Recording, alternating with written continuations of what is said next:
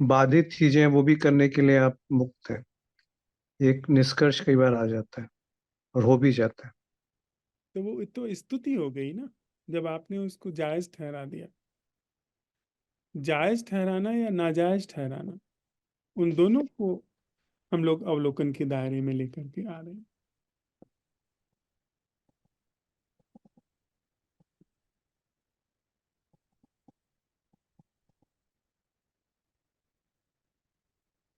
अगर आप कन्विंस्ड हैं कि फिर कुछ भी किया जाए तो ये स्तुति है। आप कंडेम कर रहे हैं तो उतना ही खतरा है। आप जस्टिफिकेशन में है तो, जैसे ये बात आप कह रहे हैं ना कि कुछ भी किया जाए, ये जस्टिफिकेशन है, ये अवलोकन नहीं है। जो करने जा रहे हैं वो जस्टिफाइड नहीं है। अगर वो कंडेम्ड नहीं है तो वो जस्टिफाइड नहीं है। अवलोकन में सिर्फ उसे देखा, आपको नहीं पता कि वो क्या है, बस आपके जीवन में ऐसा घटता हुआ आप पा रहे हैं।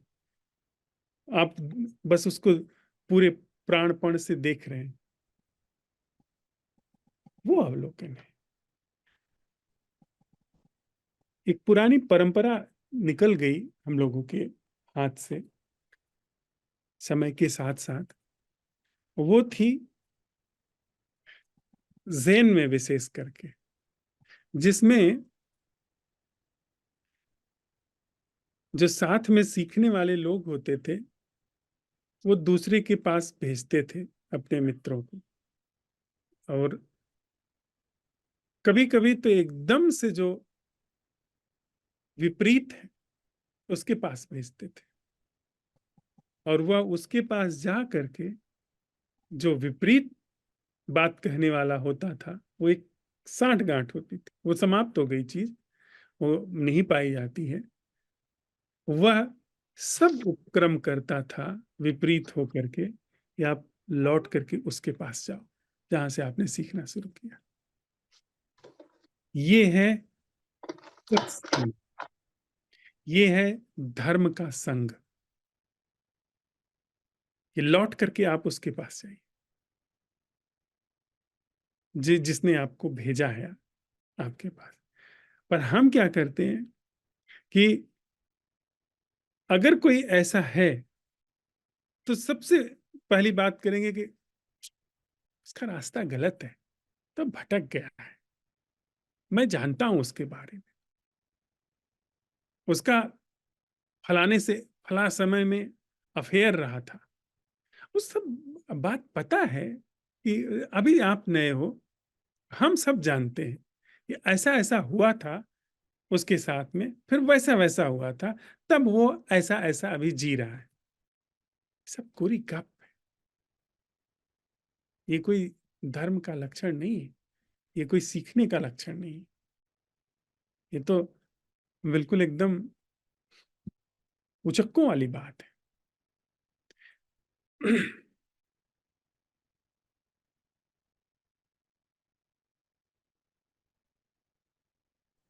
कुल मिलाकर के, सब समेट करके अंत में बात सिर्फ एक पर आती, जो है जैसा है, क्या उसको बिना मेरी भूमिका के परसीव किया जा सकता है?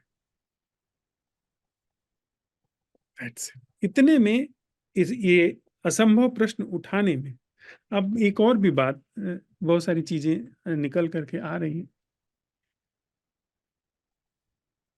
ओशो के सन्यासियों से कुछ ऐसे मेरा मिलना जुलना रहा, और कृष्णमूर्ति, रमन, कबीर, और जो पारंपरिक सन्यासी हैं, कि मैं लगभग 14-15 साल प्रयागराज में रहा। वहाँ कुंभ मेला लगता है, तो 2-3 महीने वहाँ पर साधु सन्यासियों के साथ उठना बैठना मिलना जुलना कभी कभार चलता रहता था।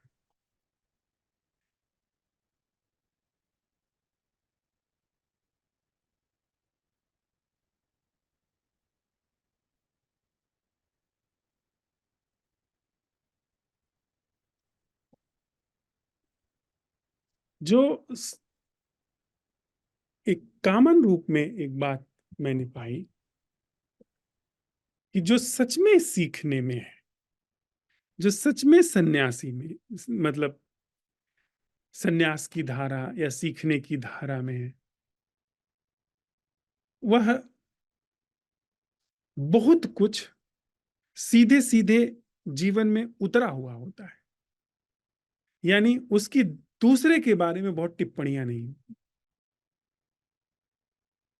आप कह सकते हैं कि यह बात जब आप कह रहे हैं तो आप भी एक टिप्पणी कर रहे हैं दूसरे के बारे में, पर इस बात को जागते हुए मैं निवेदन कर रहा हूं।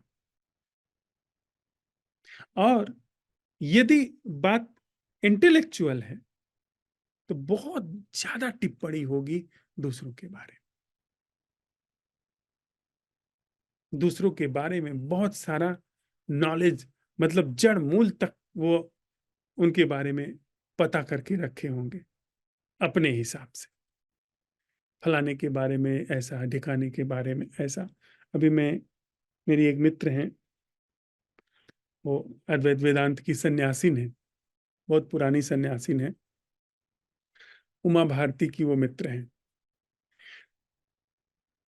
उन्होंने एक पोस्ट मुझे भेजी, एक व्यक्ति ने लिखा है सन्यास के विषय में कि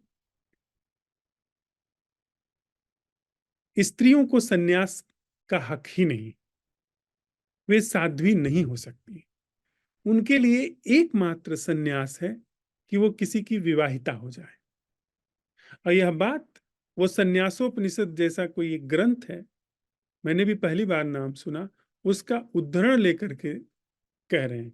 और वे एक सन्यासी हैं, बहुत बड़ा उनका एक वर्ग है, ब्राह्मणों का वर्ग है, वो ये कह रहे हैं।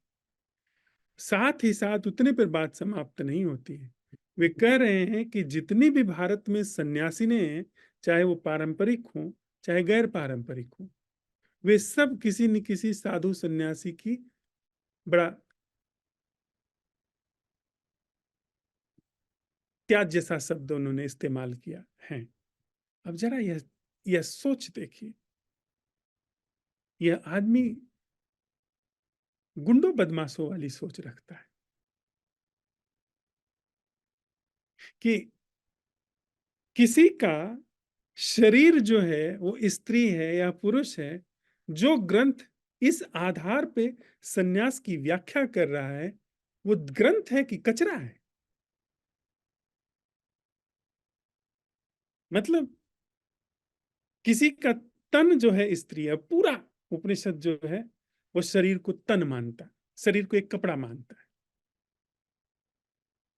कृष्ण तो पूरा दुह करके सभी उपनिषद को, ब्रह्म सूत्र को, और जितने भी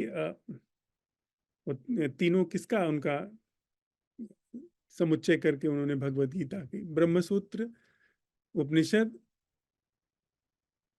और एक कोई और ग्रंथ है उसका हाँ? किसका?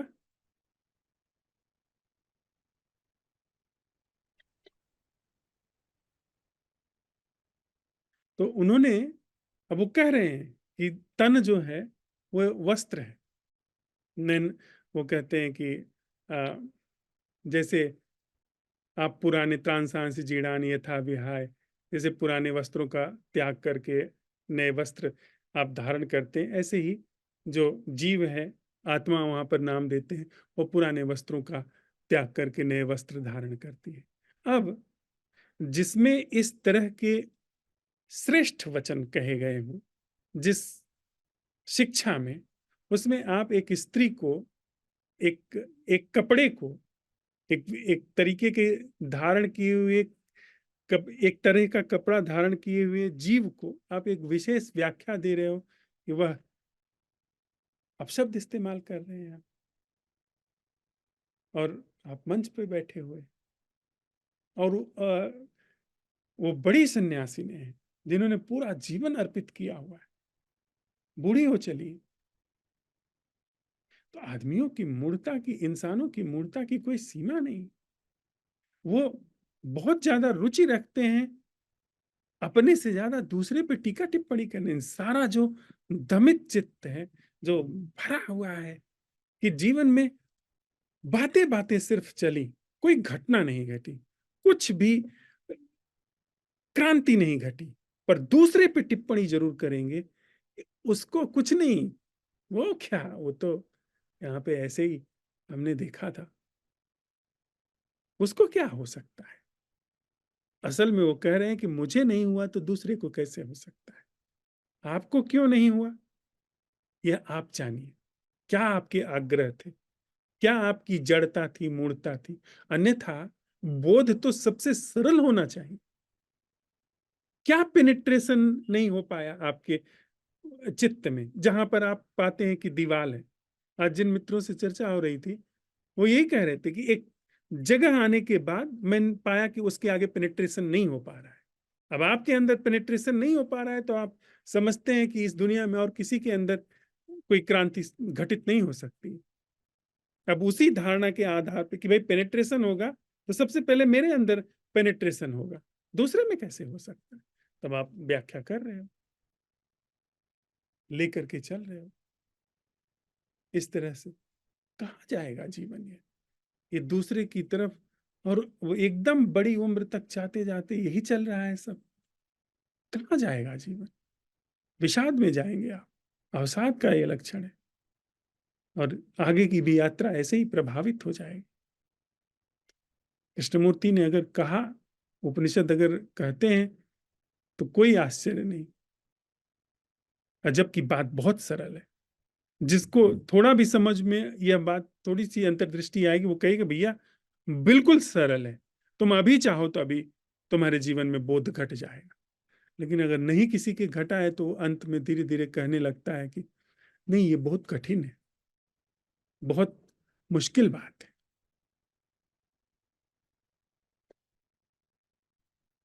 और बड़ी मजे की बात है, बड़ा रोचक प्रकरण है ये, कि वह व्यक्ति भी कहता है कि भागो इससे, और यह भी वह व्यक्ति कहता है भागो उससे। आपको कहना पड़ेगा ना, कि अगर कोई आपको ऐसी सीख दे रहा है कि यह बहुत कठिन है, या उसको ऐसा कुछ भी नहीं हुआ है, तो ऐसे परनिंदक से जरा दूर होइए, भाग के रहिए। और वह व्यक्ति भी कह रहा है कि उनसे भागिए, वो पाखंडी है। अंत तो गत्वा, फिर मैं यह नहीं कह रहा हूं कि इनको, इनसे पकड़िए, इनको भागिए। अंत तो गत्वा, वो जो थोड़ी देर पहले हमने चर्चा की थी ना, वही बात आती कि अपनी तरफ देखते हुए जिस संबंध में अपने आप सहजता से होश खिलने लगे, जिस संबंध में प्रेम घटित होने लगे यथार्थ रूप में, उसी को समझे कि हाँ, वहां पर जल स्रोत है जिसमें और आप सूखते जाते हो। जरूर जाइए, विपरीत में तो जरूर जाइए, पर अपनी तरफ देखते हुए ये पता लगे कि कुछ हाथ नहीं लगा और रूखे सूखे हो चले हैं, भागिए वहां से, दूर बने रहिए। फिर हम लोग जो प्रयोग कर रहे हैं, निश्चित ही वह सिद्ध प्रयोग है। कोई कारण नहीं है कि वो असफल हो जाए। असंभव प्रश्न आप पूरे हृदय से उठाते हैं, निश्चित वो सफल हो जाए। लेकिन विघ्न भी खूब आएंगे। विघ्न क्या है, कोई आकर के आपके कान में मंत्र फूंक गया, अरे ऐसे कुछ होता है क्या, ऐसे सवाल उठाने से क्या होगा, उत्तर मेरा लो, इससे देखो। आएंगे, विघ्न में आए, विघ्न में जाइए, खूब वहां पर रचिए पचिए, खूब जीवन लगाइए। फिर जब वहां से ऐसा कुछ लगे कि नहीं, बात बनी नहीं, तो फिर इस पर आइए, देखिए, जरूर कुछ न कुछ हो जाएगा। मुझे अगर कहना हो तो मैं दोनों हाथ उठा करके कहूंगा, यह बात सिद्ध हो जाएगी। एक दिन आप पाएंगे कि जीवन अपने से फलने फूलने अघाने में विसर्जित होने लगे, और अपने से फलना फूलना अघाना वो सतत विद्यमान है।